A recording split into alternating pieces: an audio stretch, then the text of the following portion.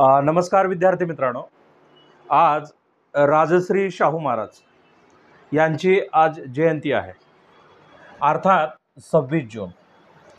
मित्रांनो, स्पर्धा परीक्षेच्या दृष्टीने राजश्री शाहू महाराज काय होते याच्यावर आपल्याला आज अध्यापन करायचं आहे। स्पर्धा परीक्षेला शाहू महाराजांवर काय प्रश्न विचारतात, नुसती जयंती साजरी करायची नाही आहे, तर शाहू महाराजांनी आपल्या उभ्या आयुष्यामध्ये ज्या गोष्टी केल्या त्याच्यावर स्पर्धा परीक्षेला आणि आपण आपल्या समाजात राहत असताना महाराज कसे वागले यांचा आदर्श घेण्यासाठी आपण राजश्री शाहू महाराजांचा विचार विस्तृतपणे आपण अभ्यासायचा आहे। मित्रांनो, इथं एक गोष्ट लक्षात ठेवायचं बघा की राजश्री शाहू महाराजांची कितवी जयंती आपण साजरी करतो, तर लक्षात ठेवा मित्रांनो, आपण 151वी कितवी, तर 151वी जयंती आपण आज साजरी करतो।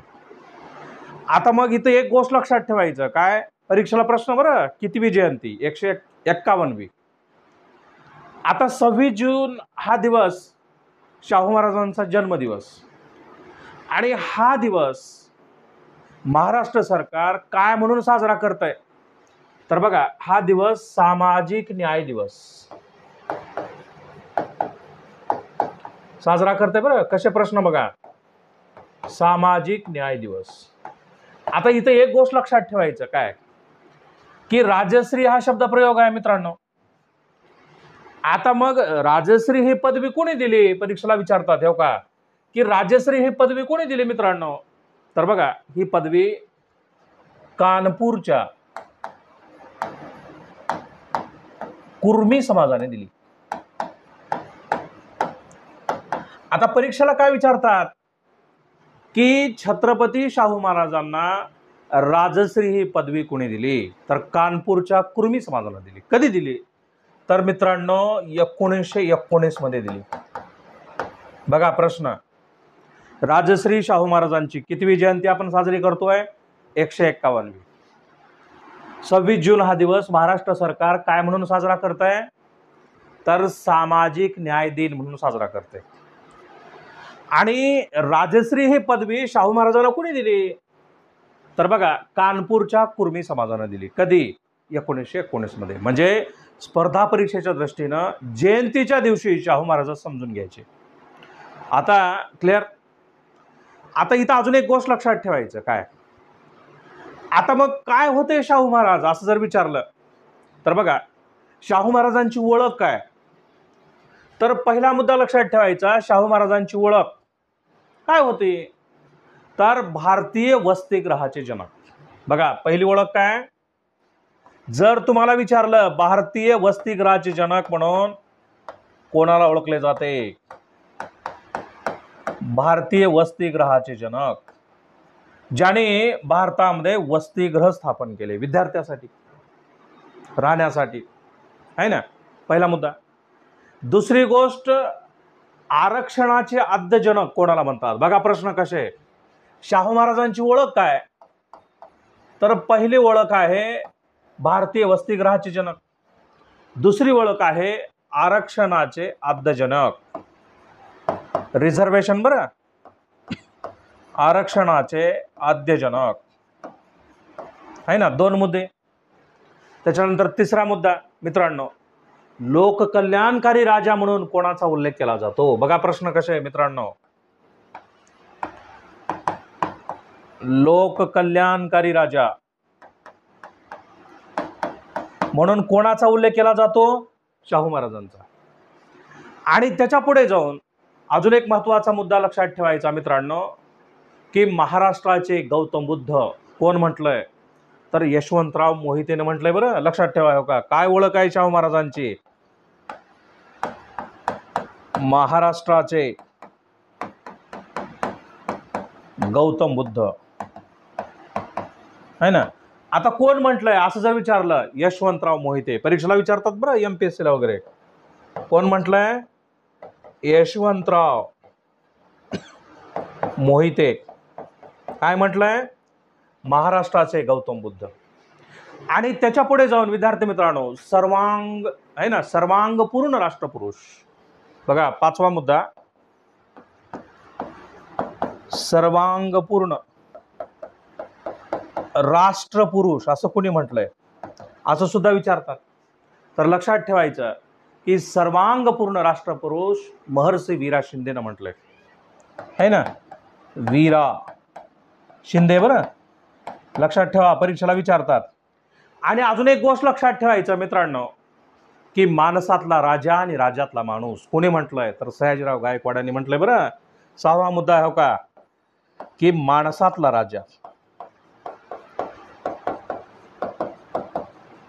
है ना, माणसातला राजा आणि राज्यातला माणूस.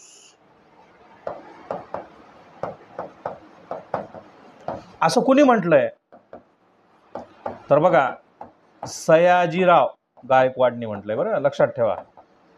ओके, बघा शाहू महाराजांची काय ओळख आहे, भारतीय वसतिगृहाचे जनक आहेत, आरक्षणाचे आद्यजनक आहेत, लोककल्याणकारी राजा, महाराष्ट्राचे गौतम बुद्ध यशवंतराव मोहिते साहेबांनी म्हटलंय, सर्वांगपूर्ण राष्ट्रपुरुष महर्षी वीरा शिंदेनं म्हटलंय, आणि माणसातला राजा आणि राज्यातला माणूस कुणी म्हटलंय, सयाजीराव गायकवाडांनी म्हटलंय. म्हणजे परीक्षेला प्रश्न काय विचारतात आणि तुम्हाला उत्तर देणं काय अपेक्षित आहे हे तुम्हाला कळलं पाहिजे विद्यार्थी मित्रांनो. आता मग त्याच्या पुढे जाऊन है ना, त्याच्यानंतर अजून एक गोष्ट लक्षात ठेवायचं काय, बघा की काय होते राजश्री शाहू महाराज, असं जर विचारलं, किंवा त्यांचा जन्म कधीचा, तर बघा राजश्री शाहू महाराजांचा जन्म आहे कधीचा, असं जर विचारलं मित्रांनो, तर 26 जून 1874 मध्ये. कधी? 26 जून 1874 मध्ये जन्म झाला. बरं, आता कुठं झाला, तर कोल्हापूरमध्ये झाला, लक्ष्मी विलास पॅलेस. कुठं झाला जन्म, तर कोल्हापूरमध्ये. बरं, लक्ष्मी विलास पॅलेस. आता इथं अजून एक गोष्ट लक्षात ठेवायचं, मी मगाशी सांगितलं तुम्हाला की त्यांचा जन्मदिवस महाराष्ट्र सरकार काय म्हणून साजरा करत आहे, सामाजिक न्याय दिन. आता शाहू महाराजांचं मूळ गाव कोणतं, तर बघा शाहू महाराजांचं मूळ गाव आहे कागल. आता कुठं येतं मित्रांनो कागल, तर कोल्हापूर जिल्ह्यात येते. आणि अजून एक महत्वाचा मुद्दा लक्षात ठेवायचा की शाहू महाराजांचं संपूर्ण नाव काय होतं, असं जर विचारलं, तर यशवंतराव जयसिंगराव घाडगे, आहे ना, हो का, यशवंतराव जयसिंगराव घाडगे हे शाहू महाराजांचं पूर्ण नाव. आता इथं अजून एक गोष्ट लक्षात ठेवायचं, किती वर्षाचं आयुष्य आहे शाहू महाराजांचं, तर बघा की जन्म झालता 26 जून 1874 आणि मृत्यू झाला मित्रांनो 6 मे 1922 म्हणजे अगदी 48 वर्षाचं आयुष्य आहे ना. किती आयुष्य आहे शाहू महाराजांचं, फक्त 48 वर्ष आहे मित्रांनो. शाहू महाराज किती वर्ष जगले यापेक्षा कसे जगले हे महत्वाचं आहे ना. आणि मग इथं लक्षात ठेवायचं की 48 वर्षाच्या आयुष्यामध्ये किती वर्ष त्यांनी राज्यकारभार केला, तर मित्रांनो त्यांनी राज्यकारभार केला 28 वर्ष है ना. आता इथं अजून एक गोष्ट लक्षात ठेवायचं. आता मग काय लक्षात ठेवायचं मित्रांनो, तर बघा की 1708 मध्ये कोल्हापूर स्वतंत्र राज्याची निर्मिती केली महाराणी ताराबाईने, आहे ना, राजारामच्या धर्मपत्नी महाराणी ताराबाई, त्यांची गादी म्हणजे कोल्हापूर संस्थान. आता मग 1883 मध्ये आहे ना की राजा चौथा शिवाजी यांचा मृत्यू, आणि त्यांच्या धर्मपत्नी होत्या श्रीमती आनंदीबाई. यांनी काय केलं की 17 मार्च 1884 मध्ये शाहू महाराजांना दत्तक घेतलं, आहे ना. आता बघा परीक्षेला प्रश्न काय की शाहू महाराजांना दत्तक कुणी घेतलं, तर राजा चौथा शिवाजी त्यांच्या धर्मपत्नी श्रीमती आनंदीबाई याने 17 मार्च 1884 मध्ये 1884 मध्ये दत्तक घेतलं. बरं, कोणाला दत्तक घेतलं, शाहू महाराजांना. आणि मग दत्तक घेतल्याच्या नंतर त्यांनी काय केलं, तर बघा 1885 बघा बरं, 1885 ते 1889 मध्ये राजकोटमध्ये शाहू महाराजांचं प्राथमिक शिक्षण झालं. प्राथमिक शिक्षण त्यांनी पूर्ण केलं आणि 1 एप्रिल 1891 मध्ये बघा, है ना, 1 एप्रिल 1891 मध्ये शाहू महाराजांचा विवाह झाला. आता कोणासोबत झाला असं जर विचारलं तर बघा, शाहू महाराजांचा विवाह झाला, है ना, कोणासोबत, तर लक्ष्मीबाई यांच्यासोबत. कधी? 1 एप्रिल 1891 मध्ये. आता शाहू महाराजांचं जे कौटुंबिक पार्श्वभूमी आहे, पत्नीचं नाव लक्ष्मीबाई, 2 मुलं होते, 2 मुली होत्या, है ना. राजाराम तिसरे जे शाहू महाराजाच्या नंतर, है ना, आताचे शाहू महाराज असतील, छत्रपती संभाजीराजे असतील, त्यांचे ते पुन्हा, है ना, वारस. पण माझा मुद्दा सांगण्याचा एवढाच आहे की 2 मुलं आणि 2 मुली होत्या. आणि अजून एक गोष्ट लक्षात ठेवायचा की शाहू महाराजांनी 2 एप्रिल 1894 मध्ये बघा, हो का, 2 एप्रिल 1894 मध्ये राज्यकारभार हाती घेतला मित्रांनो, है ना.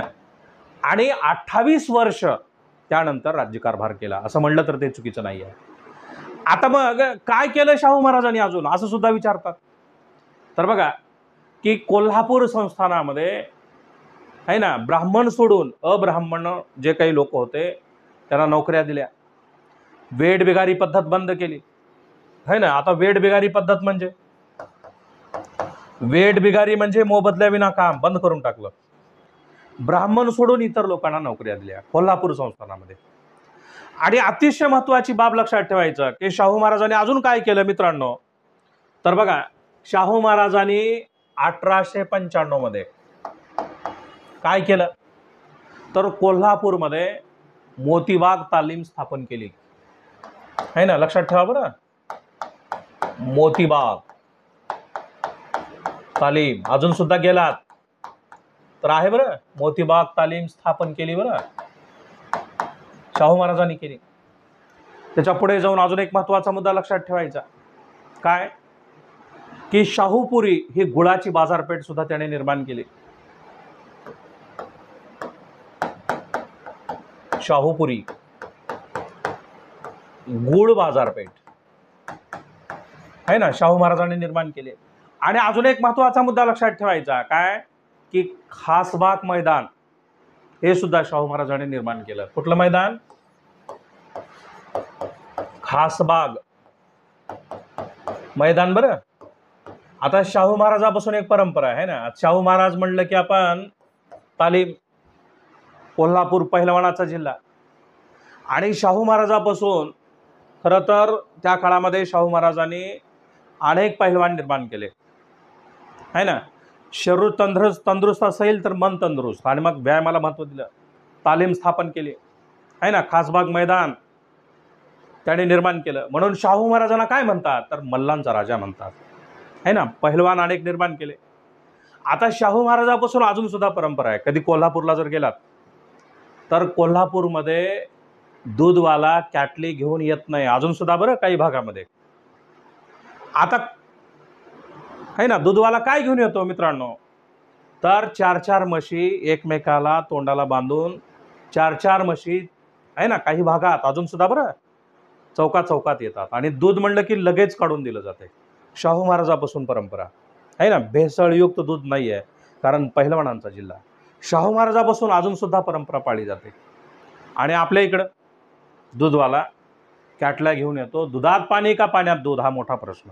आणि मग माझा मुद्दा सांगण्याचा एवढाच आहे की अशा पद्धतीनं अनेक पहिलवान निर्माण करण्याचं काम जर कोण केलं असेल तर छत्रपती शाहू महाराज, आपलं राजश्री शाहू महाराजांनी केलं, असं म्हणलं तर ते चुकीचं नाही आहे.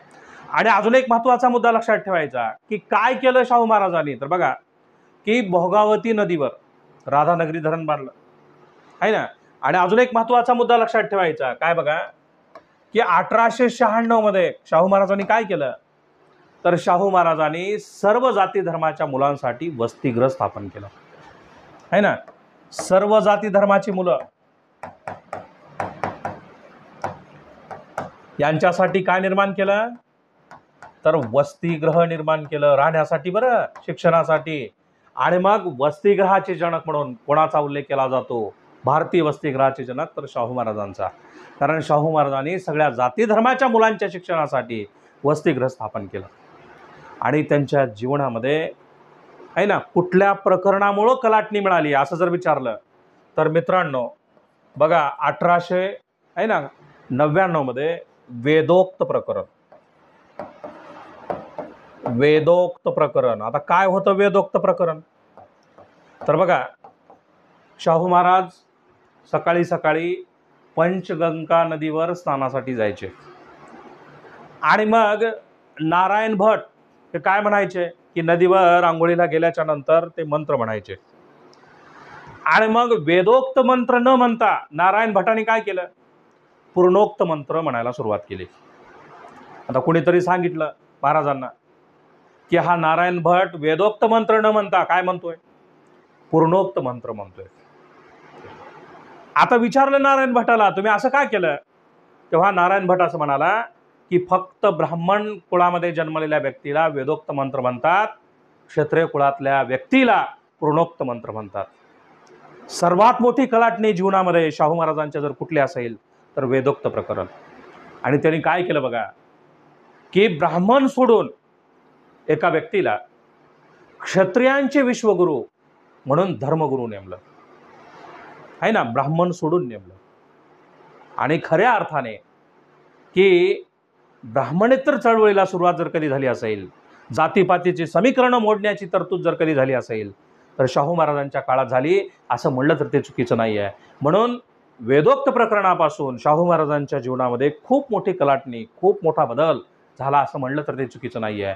आणि अजून एक महत्त्वाचा मुद्दा लक्षात ठेवायचा मित्रांनो की शाहू महाराजांनी काय केलं बघा की 1901 मध्ये आहे ना गोवध बंदी कायदा केला. आता बघा गोवध बंदी कायदा केला बरं. आता आपण राज्यघटनेमध्ये म्हणतो बघा कलम 48 कृषी आणि पशुचं संवर्धन. गोवध बंदी कायदा 1956 मध्ये संसदेने केला. शाहू महाराजांची देण आहे की गो हत्या बंद झाली पाहिजे. गाय किती महत्वाची आहे याचं महत्त्व सुद्धा त्या काळात शाहू महाराजांनी पटवून दिलं. आणि अजून एक महत्त्वाचा मुद्दा लक्षात ठेवायचा काय की 26 जुलै 1902 मध्ये बघा 26 जुलै 1902 मध्ये शाहू महाराजांनी काय केलं तर शासकीय नोकरीमध्ये मागासवर्गीयांना 50% रिझर्वेशन दिलं, 50% आरक्षण दिलं बरं.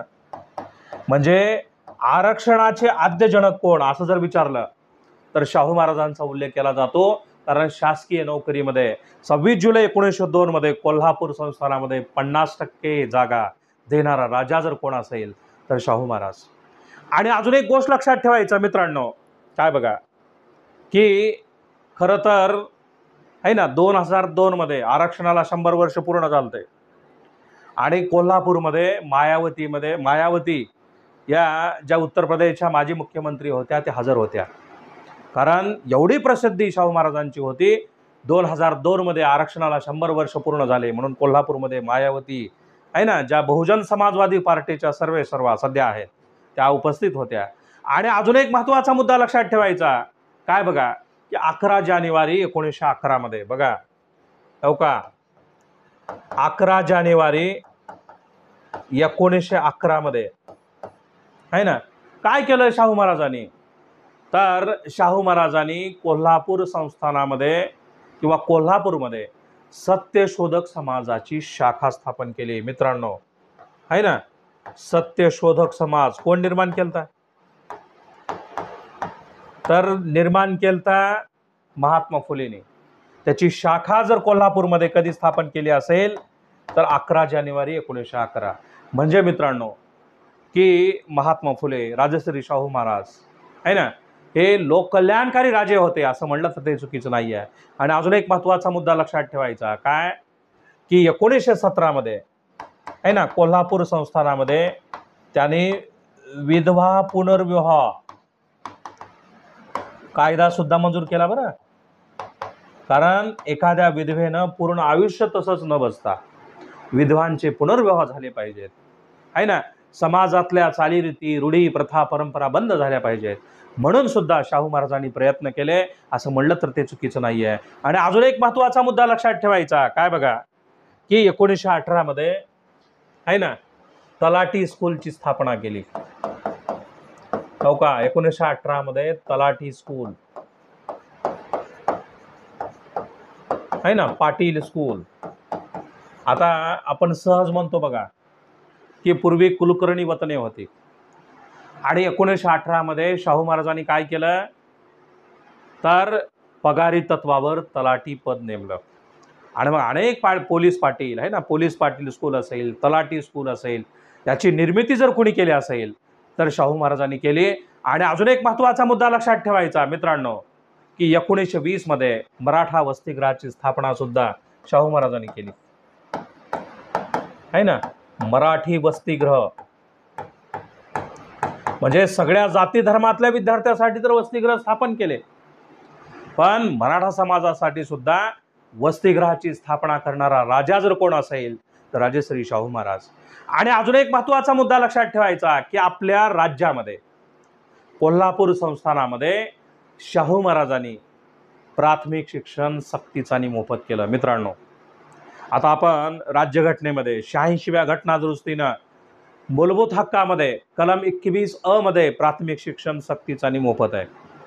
शाहू महाराजांच्या विचाराचा वारसा आपण राज्यघटनेमध्ये घेतला असं म्हणलं तर ते चुकीचं नाही आहे. म्हणून लक्षात ठेवायचं की प्राथमिक शिक्षण सक्तीचं आणि मोफत करणारा राजा जर कोण असेल तर राजश्री शाहू महाराज. आणि अजून एक महत्त्वाचा मुद्दा लक्षात ठेवायचा विद्यार्थी मित्रांनो, की 6 मे 1922 मध्ये बघा आहे ना, 6 मे 1922 मध्ये शाहू महाराजांचा दुर्दैवी अंत झाला आहे ना. आता पन्हाळा लॉज मुंबईमध्ये, पन्हाळा लॉज मुंबईमध्ये त्यांचा मृत्यू झाला मित्रांनो. म्हणजे 48 वर्षाचं आयुष्य त्यांनी उपभोगलं, आणि रयतेचा राजा, खऱ्या अर्थाने लोककल्याणकारी राजा म्हणून छत्रपती राजश्री शाहू महाराज यांचा उल्लेख केला जातो. आपण 151वी जयंती आपण साजरी करतोय. नुसती जयंती साजरी करणं, प्रतिमेला हार घालणं आहे ना, फोटोला हार घालणं, पुतळ्यांना हार घालणं, हा राजश्री शाहू महाराजांचा विचार नाही आहे. राजश्री शाहू महाराजांनी समाजातल्या मागास घटकासाठी काय केलं, वंचित घटकासाठी काय केलं, शोषित घटकासाठी काय केलं, हा इतिहास मित्रांनो तुम्हाला या पद्धतीनं सांगता आला पाहिजे. परीक्षेला जर प्रश्न विचारला आणि तुम्हाला उत्तर शाहू महाराजांच्या बाबतीत काय द्यायचं आहे याच्यावर जर प्रश्न विचारला तर या पद्धतीनं विद्यार्थी मित्रांनो तुम्हाला उत्तर देता आलं पाहिजे. आणि मग शाहू महाराजांच्या 151व्या जयंतीच्या निमित्तानं आपण त्यांचा एवढाच आदर्श घेऊया. त्यांनी आहे ना जनतेसाठी, संपूर्ण समाजासाठी ज्या पद्धतीनं अविरतपणे काम केलं तेवढं आपण म्हणायचं नाही, पण त्यांच्या खालोखाल त्यांच्या विचाराप्रमाणे आपण महाराष्ट्रामध्ये, देशामध्ये आहे ना आपण चालण्याचं काम करूया, एवढंच या जयंतीच्या निमित्तानं माफक अपेक्षा करतो. आणि सर्वात महत्त्वाचा मुद्दा, की असे नवनवीन व्हिडिओ पाहण्यासाठी नागनाथ उस्तुरे नावाचं आपलं जे यूट्यूब चॅनल आहे ते सर्वांनी सबस्क्राईब करावं, लाईक करावं, शेअर करावं आणि बेल आयकॉनचं बटन दाबावं. मित्रांनो, पुन्हा एकदा सर्वांना राजश्री शाहू महाराजांच्या या जयंतीच्या निमित्तानं शुभेच्छा देतो आणि माझ्या वाणीला पूर्णविराम देतो. थँक्यू, धन्यवाद.